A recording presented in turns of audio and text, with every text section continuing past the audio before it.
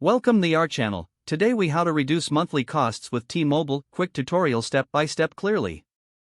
Start by logging into your T-Mobile account on the website or app. Navigate to the plans section of your account. Review your current plan details and pricing.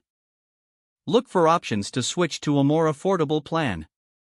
Consider family or shared plans that may offer savings.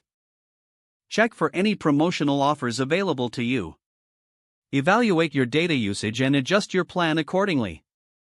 Disable any premium features you may not be using. Explore discounts that may apply, such as military or senior discounts. Remove any added services that are unnecessary or rarely used.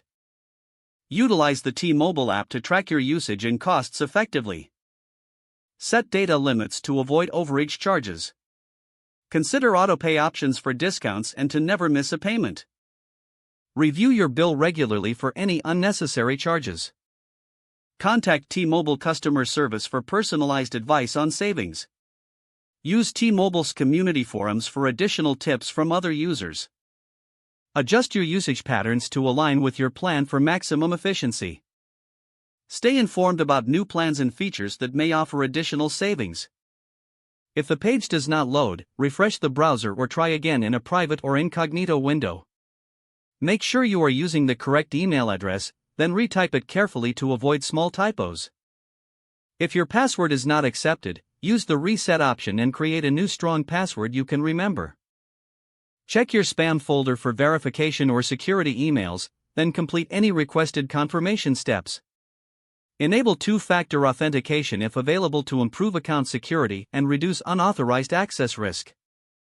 After signing in, review your profile details so your contact information and settings are accurate and current. If you see an error message, note it down and try again after restarting your device and internet connection. Log out when you finish, especially on shared devices, to keep your account and payment information secure. If the page does not load, refresh the browser or try again in a private or incognito window.